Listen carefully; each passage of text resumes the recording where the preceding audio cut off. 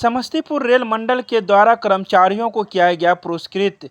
Darbhanga railway station के कर्मचारियों को समस्तीपुर रेल मंडल के डीआरएम के द्वारा पुरस्कृत किया गया, जिसमें दरभंगा स्टेशन के लोको पायलट मेल के राधे कृष्ण ठाकुर एवं प्रवर टिकट परीक्षक चंद्रकिशोर यादव शामिल हैं, जिसे डीआरएम के द्वारा पुरस्कृत किया गया। इसके अलावा उत्कृष्ट कार्य संपादन हेतु समस्तीपुर के कार्याधि योगेंद्र कुमार योगेश, सहरसा के लोको पायलट उमाकांत यादव, सहरसा के ही वरीय लोको पायलट संजीव भारती, जयनगर के टेक 3 के धीर रंजन कुमार एवं समस्तीपुर स्टेशन के मुख्य नियंत्रक हरे कृष्ण कुमार को मैन ऑफ द मंथ के रूप में चुना गया। बता दें कि प्रतिमाह मंडल में कार्यरत कर्मचारियों के बीच से वैसे कर्मचारी जिन्होंने अपने नियमित कार्य के अतिरिक्त अपने विशेष प्रयासों से रेल हित में सुरक्षा, संरक्षा, समय पालन, रेल राजस्व अर्जन आदि क्षेत्रों में उत्कृष्ट कार्य संपादित करते हैं, उन्हें मैन ऑफ द मंथ के रूप में चुना जाता है तथा उनका मनोबल बढ़ाने के उद्देश्य से उन्हें प्रशस्ति पत्र एवं नगद राशि देकर पुरस्कृत किया जाता है।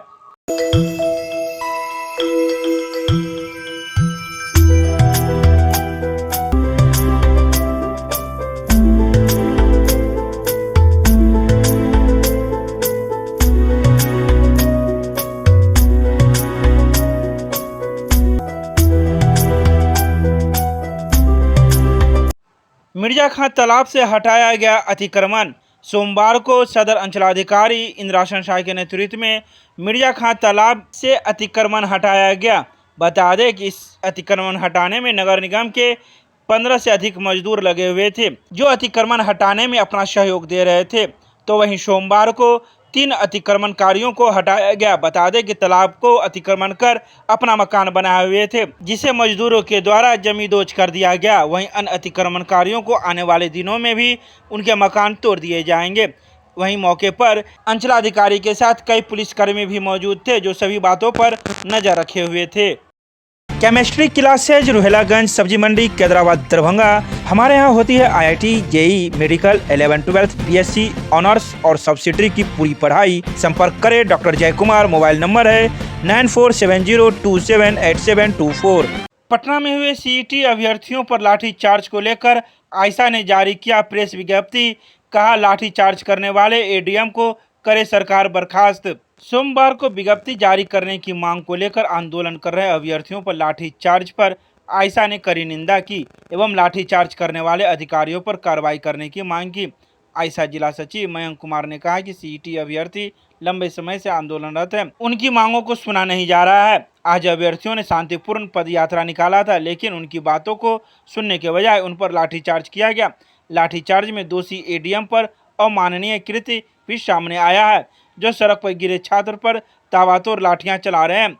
सीईटी एवं बीटीईटी अभ्यर्थियों का विज्ञप्ति सरकार 1 सप्ताह के अंदर जारी करे। साथ ही आयशा जिला अध्यक्ष प्रिंस राज ने कहा कि 7वें चरण की विज्ञप्ति जारी करने की मांग को लेकर आंदोलन कर रहे छात्रों का डाक बंगला चौराहा पर बर्बर लाठीचार्ज निंदनीय है।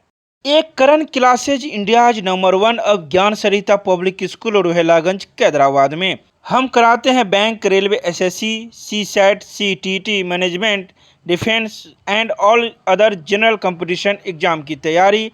संपर्क करें। हमारा नंबर है 9934849798। दूसरा नंबर है 7633955870। मिथिला की पाक चादर माला से सूचना एवं प्रौद्योगिकी मंत्री इसराइल मंसूरी को किया गया सम्मानित। महागठबंधन की ओर से कांटी विधायक व राजद नेता इसराइल मंसूरी को बिहार सरकार में सूचना एवं प्रौद्योगिकी मंत्री बनाए जाने पर मंसूरी समाज की ओर से खुशी जताते हुए बधाई दी गई। मुजफ्फरपुर स्थित आवास पर उन्हें मिथिला की परंपरा के अनुसार पाग चादर माला पहनाकर व बुके से सम्मानित किया गया। वहीं मुख्यमंत्री नीतीश कुमार व उप मुख्यमंत्री तेजस्वी यादव के प्रति आभार जताते हुए धन्यवाद दिया गया।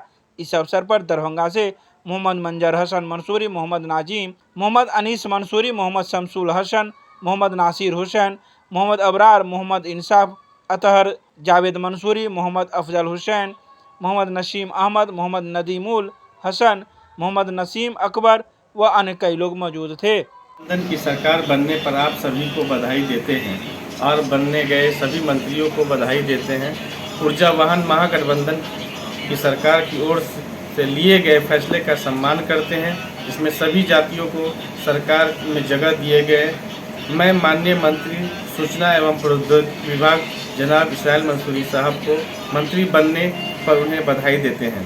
जिस तरह से उन्होंने समाज के हर तबके के लिए काम किया है, आगे भी इस तरह से काम करते रहेंगे। मंजर हुसैन मंसूरी, चंद्रदीपा जाले। सीएम कॉलेज में अंग्रेजी लिटरेरी सोसाइटी के तत्वाधान में प्रतियोगिता का किया गया आयोजन। सोमवार को सीएम कॉलेज में स्नातकोत्तर अंग्रेजी विभाग के द्वारा अंग्रेजी लिटरेरी सोसाइटी के तत्वाधान में आशु भाषण प्रतियोगिता तथा पीजी के छात्र छात्राओं के लिए स्पेलिंग बी प्रतियोगिता का आयोजन किया गया। प्रतियोगिता का उद्घाटन करते हुए महाप्रधानाचार्य डॉक्टर अनिल कुमार मंडल ने स्वाध्याय के महत्व पर छात्र छात्राओं को संबोधित करते हुए कई बातों का जिक्र किया। उन्होंने कहा कि ऐसी प्रतियोगिता में भाग लेने से छात्रों का सर्वांगीण विकास होता है। स्वागत भाषण के क्रम में इंग्लिश लिटरेरी सोसाइटी की उपयोगिता और महत्व पर बोलते हुए अंग्रेजी विभागाध्यक्ष ने कई बिंदुओं पर प्रकाश डाला। इस अवसर पर सफल प्रतिभागियों को प्रशस्ति पत्र दिया गया। वहीं इस क्रम में महाविद्यालय के कई शिक्षक शिक्षिकाएं एवं छात्र छात्राएं शामिल हुए।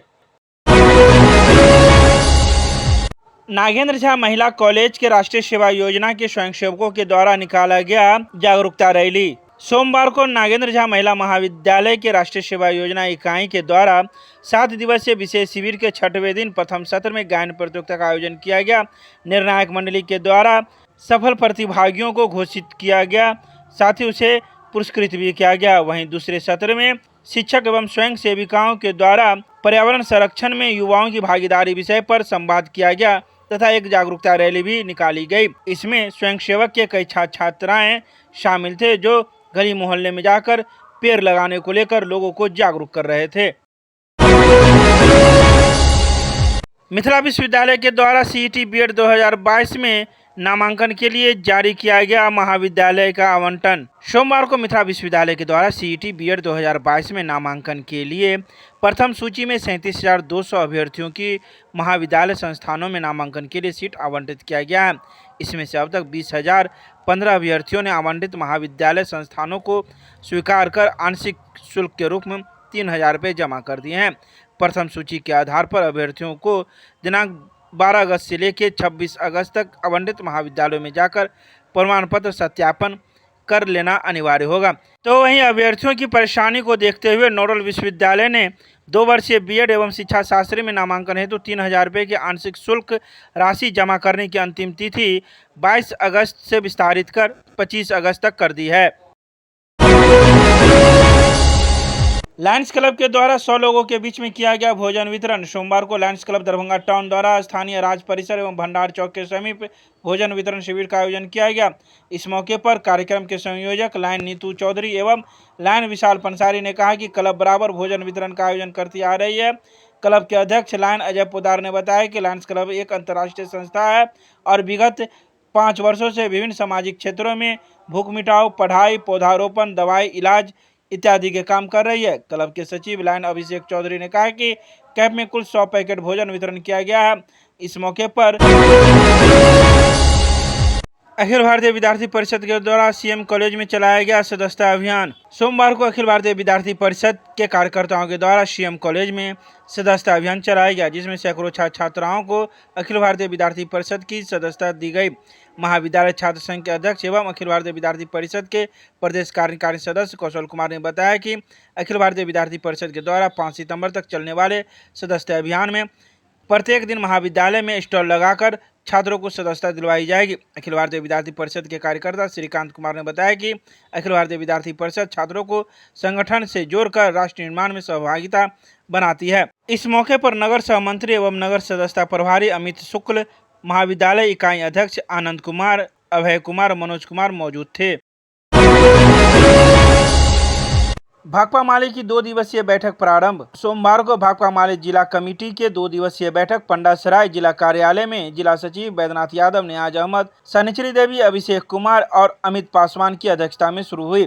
बैठक को संबोधित करते हुए पार्टी के मिथिलांचल प्रभारी धीरेन्द्र झा ने कहा कि बिहार में बड़ा सकारात्मक राजनीतिक बदलाव आया है। नवगठित सरकार के पास बड़े सामाजिक आधार और राजनीतिक दलों का समर्थन प्राप्त है। उम्मीद है कि सरकार जनाकांक्षा की कसौटी पर उतरेगी। माले नेता ने कहा कि भूमि सुधार व राजस्व मंत्री डॉक्टर आलोक कुमार मेहता के द्वारा भूमिहीन गरीबों के बसावटों का सर्वे कर आवासीय भूखंड देने का निर्णय स्वागत योग्य है। इस अवसर पर जिला कमेटी के कई अन्य लोग मौजूद थे जिन्होंने अपनी अपनी बातें रखी।